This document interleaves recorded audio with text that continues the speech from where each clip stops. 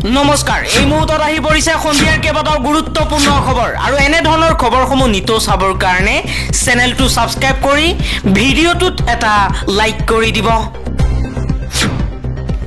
এই মুহূৰ্তত জনাই আছো এটা ব্ৰেকিং নিউজ বিহাৰত এছআইআৰক লৈ উচ্চতম ন্যায়ালয়ৰ গুৰুত্বপূৰ্ণ নিৰ্দেশনা ভোটাৰ তালিকাত নাম অন্তৰ্ভুক্তিৰ বাবে 12টাকৈ বৈধ নথিপত্ৰৰ ক্ষেত্ৰত আধাৰ কাৰ্ডক গ্ৰহণৰ নিৰ্দেশ ন্যায়াধীশ সূৰ্যকান্ত আৰু ন্যায়াধীশ জয়মাল্য বাক্সিৰ বিচাৰপীঠৰ এই নিৰ্দেশনা পৰৱৰ্তী খবৰ নেপালত ভয়ংকৰ পৰিস্থিতি নেপালত ফেসবুক ইউটিউব নিষিদ্ধ কৰাৰ বিৰুদ্ধে প্ৰতিবাদ লাখ লাখ জনতাৰ আৰক্ষীৰ গুলিত প্ৰাণ হেৰুৱাইছে 9জনকৈ প্ৰতিবাদকাৰীয়ে ফেসবুক ইউটিউব নিষিদ্ধ কৰাৰ পাছতে চলিছে সমগ্ৰ নেপাল নেটিজেনৰ প্ৰতিবাদত অগ্নিগড় বা নেপালত ভয়ংকৰ ঘটনা আৰক্ষী নিৰাপত্তাৰক্ষীৰ মাজত সংঘৰ্ষৰ সৃষ্টি হৈছে এই পৰ্যন্ত আহত হৈছে 80 জনতকৈও অধিক প্ৰতিবাদকাৰী সোশ্যাল মিডিয়া লাগিব সোশ্যাল মিডিয়াত কথা কোৱাৰ স্বাধীনতাও লাগিব নেপালৰ ৰাজপথত চৰকাৰ বিৰোধী ধ্বনি যুৱক যুৱতীৰ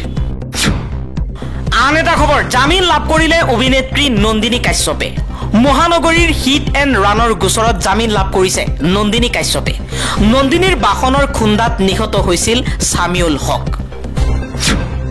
পৰৱৰ্তী খবৰ 1971 চনৰ 24 মাৰ্চৰ পিছত অহা সকল অসমৰ পৰা যাব লাগিব বিজেপি চৰকাৰে অসমীয়া জাতিটোক প্ৰতাৰণা কৰিছে অসম চুক্তি সময়মতে ৰূপায়ণ নকৰাৰ বাবে জাতিটো আজি সংকটত পৰিছে কা সন্দৰ্ভত পুনৰ হৰব উৎপল শৰ্মা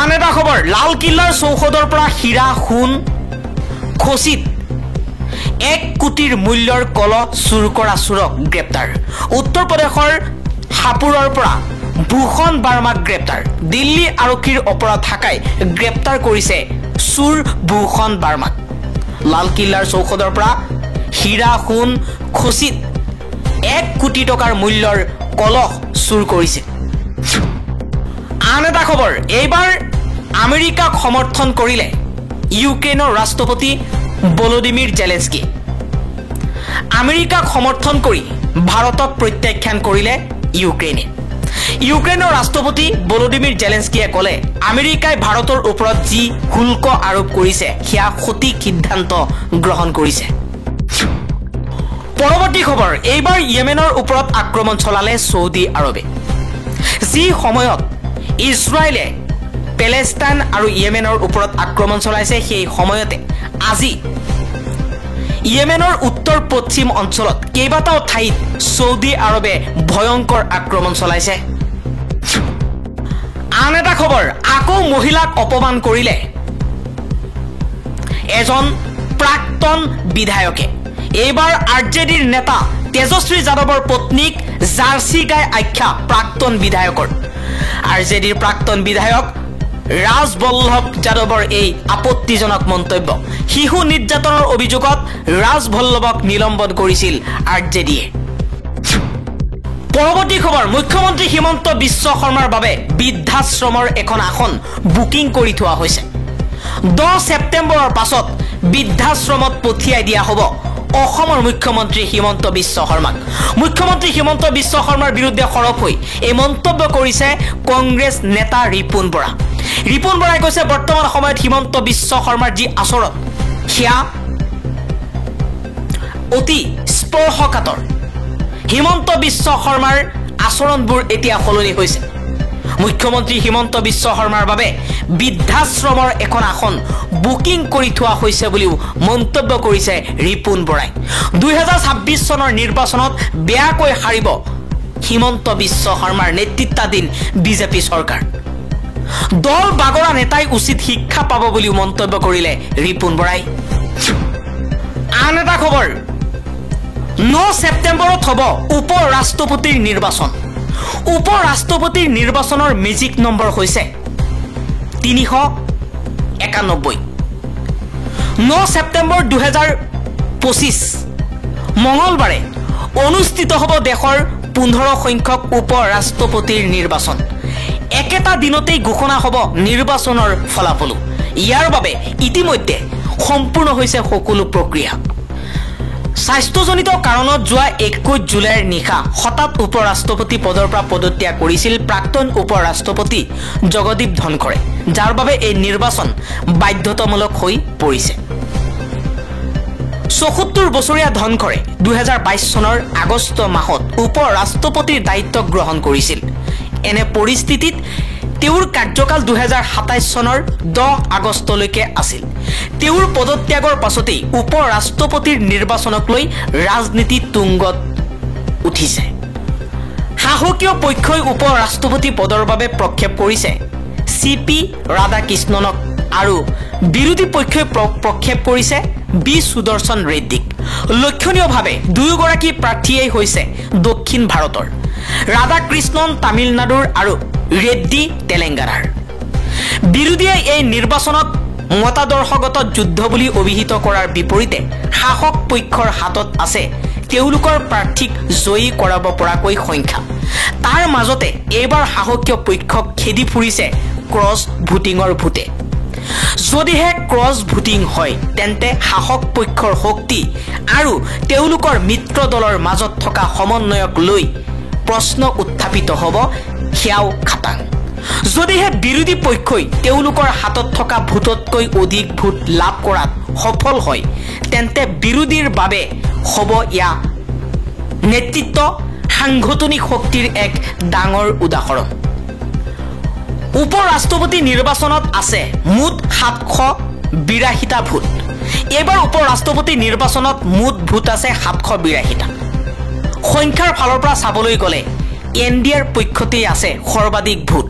কিন্তু প্ৰশ্ন হৈছে উপৰাষ্ট্ৰপতি পদৰ নিৰ্বাচনক লৈ যিবোৰ খবৰ প্ৰচাৰ হৈ আছে সেই প্ৰচাৰে এই নিৰ্বাচনক আকৰ্ষণীয় কৰি তুলিছে।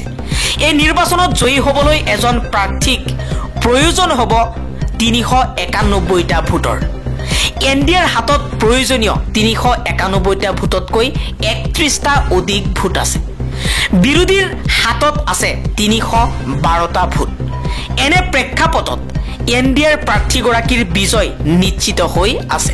কিন্তু তাৰ মাজতো এনে 48টা ভোট আছে যি NDA অথবা বিৰোধীৰ ইণ্ডিয়া কাৰো সৈতে নাই। এই নিৰ্বাচন অধিক আকৰ্ষণীয় হৈ পৰাৰ মূলতে হৈছে NDAৰ মিত্ৰ দলৰ ভূমিকা।